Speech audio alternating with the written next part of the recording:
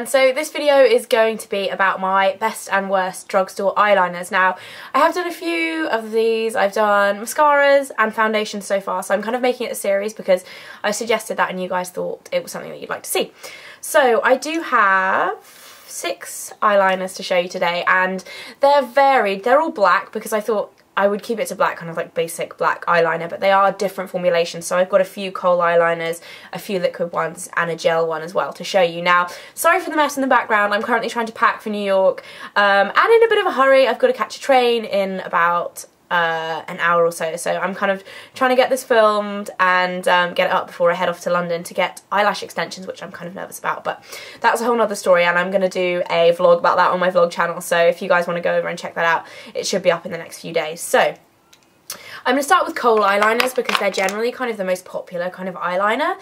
And the first one is the cheapest, I believe. Yeah, it's definitely the cheapest out of my selection. It's from Beauty UK, which if any of you guys haven't seen this, it's available, I think it's only in the UK, but you can get it online in Superdrug. It's basically just a plain black eye pencil, and it's called their Line and Define eye pencil. And I wasn't expecting great things from this, to be honest.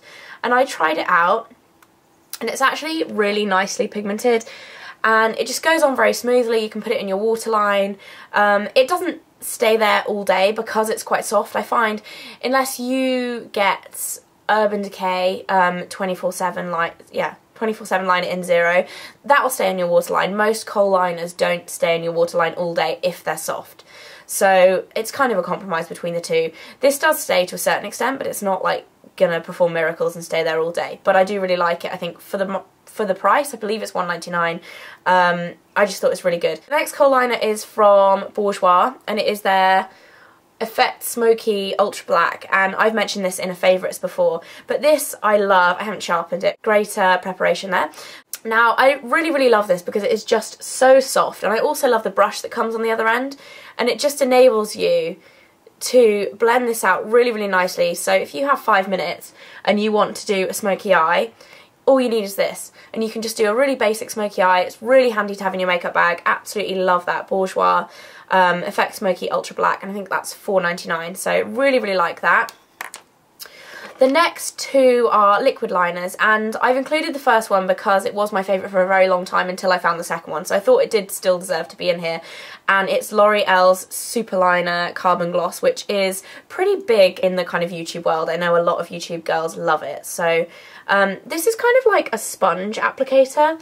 It's a funny one because a lot of people talk about felt tip applicators or the traditional very thin brush applicators, which personally I don't like. But this one is a little bit different because it's a sponge, and it's very black, it's very glossy, if you can see that there, and it does stay well. So that's, I believe, £5.99 or about £6. And it lasts a long time as well, so I really like that. And that was my favourite liquid eyeliner until I found this one, which is Rimmel's Flash Liner. And the reason why I like this one so much, I think, is because it has the longest tip ever.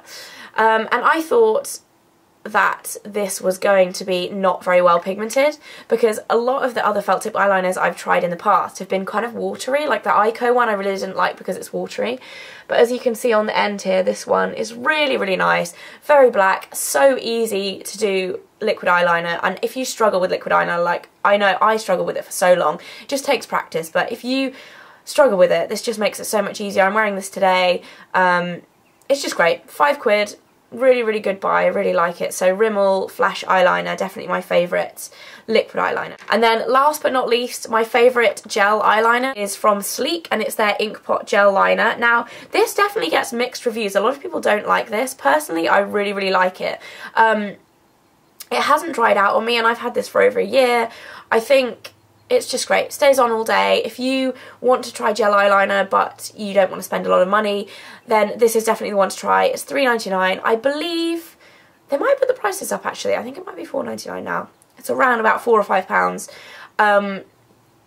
Maybelline have just brought one out which I haven't tried, so I can't really comment on that one, but gel eyeliners can be hard to get your hands on cheaply because they've only just kind of started to be very popular. I know Bobbi Brown's done them for a long time, and a lot of high-end people have done them for a long time, but in terms of buying them cheaply, they aren't the easiest thing to find. So definitely love that. Sleek's gel eyeliner, would really recommend it. So they are my favourite drugstore eyeliners. Absolutely love all of those, and if you're looking for a new one, I definitely recommend them. Now onto my worst drugstore eyeliner. Now I found it quite hard to choose an eyeliner that I didn't like, and I think I've come to the conclusion that this may be because you don't really buy eyeliners without trying them out. I know that they don't have testers in some US drugstore kind of type shops, but in the UK pretty much they always have testers, and I think eyeliner is one of those things where you can pretty much tell if it's going to be good or bad as soon as you kind of swatch it on your hand, because you can tell the pigmentation. If you give it a rub after a minute, you can tell if it's going to wear off. So I think it's quite hard to actually buy bad ones. So this one I was actually given at an event about a year ago, and initially I really liked it, but the more I've used it, the more I've come to realise that it's actually not a great product, and it is Sleek's Kajal eyeliner. And this is not a great product for various reasons. Firstly, the pigmentation isn't great. So I just drew that on my hand there, and as you can see, it's kind of a bit watery. So you're meant to apply this on the waterline kind of like this.